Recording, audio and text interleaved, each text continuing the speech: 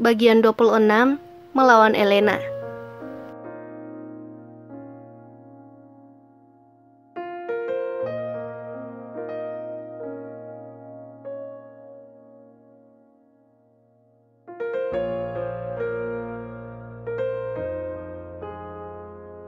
Dengan susah payah aku bantu Raka mengganti bajunya. Walaupun diselingi oleh teriakan-teriakan kecil darinya saat tak sengaja ku sentuh lukanya itu. "Cengeng amat sih jadi bapak-bapak," sahutku kesal. "Apaan sih kamu, Win? Sakit tahu," ucapnya sambil meringis. Ia menatapku heran, mungkin bertanya-tanya dalam hati kenapa aku berubah sikap padanya. Tadi pagi aku seperti orang gila sampai berpikir untuk mengakhiri hidupku. Nauzubillah. Tak dapat kubayangkan jika itu terjadi. Pasti sekarang aku sedang berhadapan dengan malaikat pencabut nyawa dengan muka menyeramkan. Begidik aku membayangkannya. "Win, hari ini aku ada meeting penting. Bisa tolong antar aku ke kantor?" ucapnya tiba-tiba. Bola mataku membulat penuh mendengar permintaannya. "Apaan sih, Kak? Kan bisa minta tolong supir. Hari ini aku ada kuliah," ucapku ketus. Enak saja, minta maaf secara benar pun belum. Sekarang minta diantar, itu namanya ngelunjak. "Win, kamu masih marah ya?" tanyanya dengan wajah serius. "Iya, emang kenapa?" sahutku lagi. Senyum Raka memudar saat ku jawab ketus tiap permintaannya. Aku beranjak ke kamar mandi, mau bersiap-siap ke kampus. Hari ini ada mata kuliah dari dosen killer yang melempariku spidol hari pertama kuliah dulu. Aku akan buktikan bahwa aku bukan cuma bisa tidur, tapi otakku juga encer. Setelah selesai bersiap-siap dalam kamar mandi, aku keluar menyiapkan buku-buku yang akan kubawa. Waduh, celaka. Kemarin ponsel dan dompetku terjatuh saat berlari meninggalkan Raka. "Kak, aku pergi dulu ya, aku buru-buru," pamitku setelah menyiapkan semua keperluannya.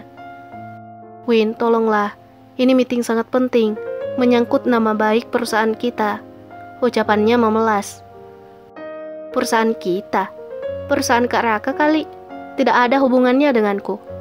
Kelitku semakin kesal melihat sikap manjanya. "Win, maafkan aku akan jelaskan semuanya, tapi tolonglah kali ini saja," ucapannya lagi.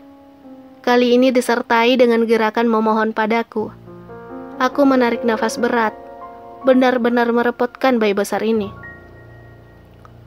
"Baiklah, tapi setelah aku mengantarmu, aku langsung ke kampus ya," ucapku mencoba bernegosiasi padanya. "Biar cepat ketemu Edo ya?" tanyanya lirih sambil menunduk. Aku terdiam sejenak memikirkan pertanyaannya. Bahkan aku malu bertemu Edo lagi. Dia telah melihat yang tak sepantasnya dilihat dariku oleh yang bukan muhrim. "Benar kan?" tanya manusia mengesalkan itu lagi. "Kak, aku tidak mau membahas itu lagi. Kalau Kak Raka mau diantar, baik aku antar. Aku tinggal saja sekalian di kantor Kak Raka sampai pulang," sahutku kesal. Dia tak lagi bicara setelah ku bentak seperti itu. Entah apa yang ada di kepalanya saat ini. Edo lagi yang dia permasalahkan. Aku ke kantornya diantar supir. Tugasku hanya mendampingi manusia aneh satu ini. Lukanya di bahu, tapi jalannya yang pincang. Apa hubungannya? Dia pasti hanya mempermainkanku. Aku memapahnya keluar mobil setelah sampai di kantor, seolah-olah kakinya yang patah. Drama amat. Seisi kantor menyambutnya dengan menundukkan kepala, diikuti oleh wajah prihatin dari segenap karyawan. Wah, ternyata kalau di kantor dia terlihat sangat dewasa dan dihormati. Aku tersenyum-senyum kecil melihatnya bersikap cool dan sangat menjaga image. Lucu saja jika kubandingkan dengan di rumah. Dia seperti om-om lembek tanpa tenaga. Ups. "Raka, kamu kenapa? Kok kakimu pincang? Dan kenapa bocah ini ada di sini? Sok mesra-mesra lagi." Ternyata wanita yang kemarin membuat kekacauan di kampus tiba-tiba muncul di depanku. "Elena, jangan buat kacau lagi. Kalau tidak..." Ucapan Raka terhenti sesaat. Kalau tidak kenapa? Potong Elena cepat. Kamu gak punya malu ya? Dinikahi karena balas budi pun mau? Emang bocah tak tahu malu.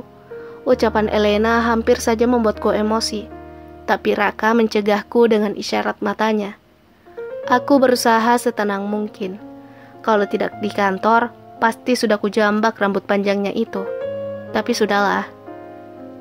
Kakak Elena yang cantik dan baik hatinya, kalau seseorang perempuan mengganggu pria beristri, apakah itu lebih tidak tahu malu? Sengaja kudatarkan suaraku namun penuh penekanan. Kulihat wajahnya memerah menahan emosi. Pasti dia tidak menyangka aku membalas ocehannya. Sayang, ruangan kamu mana? Yuk kuantar. Takut nenek lampir di depanku ini mengamuk. Hihihihihi. Sambungku membuatnya tambah emosi. Hei bocah, kurang ajar kamu. Dia mendekatiku hendak menjatuhkan tangannya di wajahku. Tapi bukan Winda namanya kalau tidak gesit menangkap tangan halus itu kemudian memutarnya. Aduh, sakit, lepaskan. Sahutnya meringis dengan wajah malu.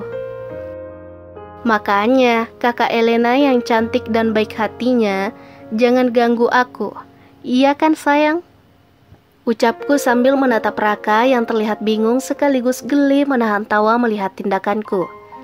Aku melangkah meninggalkan Elena yang terpaku bergeming di tempat berdirinya. Untung saja tidak ada orang yang menyaksikan kami.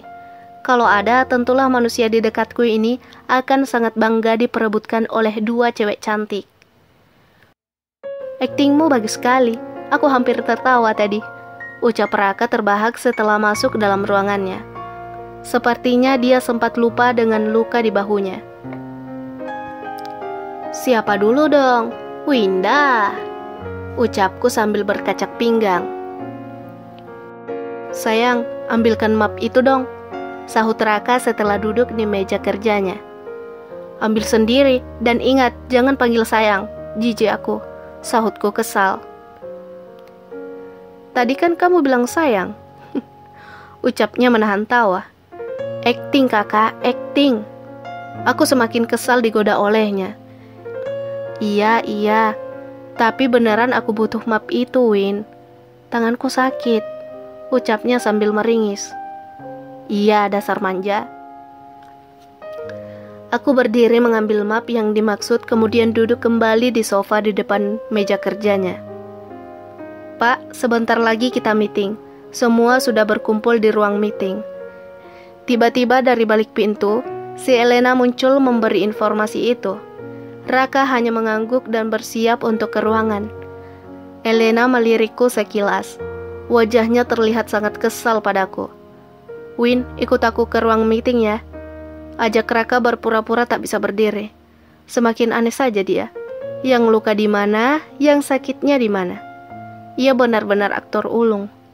Dan juga ngapain juga aku ikut ke sana? Aku kan malas bertemu si Elena. Elena itu sekretarisku.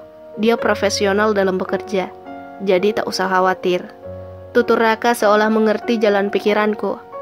Sampai di ruang meeting, semua mata tertuju padaku, seolah bertanya-tanya tentang keberadaanku di sini. Maaf, Bapak Ibu, istri saya ikut karena saya sedang sakit. Jadi dia kesini merawatku. Ucapan Raka disambut anggukan oleh peserta meeting.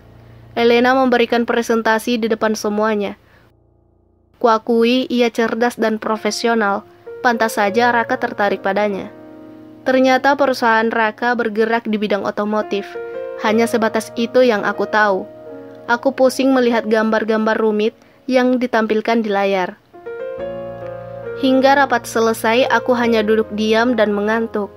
Benar-benar membosankan. Lain kali kalau kesini pakai baju yang pantas. Istri pemilik perusahaan kok penampilannya lusuh kayak begitu. Ucap Elena sinis memperhatikan pakaian yang kupakai. Aku memang suka memakai hoodie, dipadu dengan rok jeans. Jilbabku kubiarkan terulur tanpa aksesoris. Bahkan boleh dikata, aku tidak punya pakaian lain selain model seperti itu. Aku merasa nyaman seperti ini. Selain bisa menutup aurat dengan sempurna, juga sangat simpel menurutku.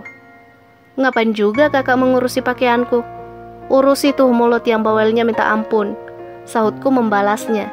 Dia menghentakkan kakinya ke lantai, kemudian berlalu meninggalkan kami berdua. Wah, hebat kamu, Win. Tidak nyangka aku, ucap Raka menggeleng-gelengkan kepalanya.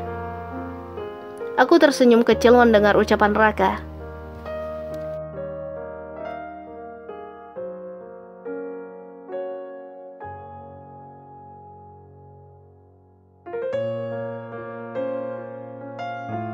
Bersambung.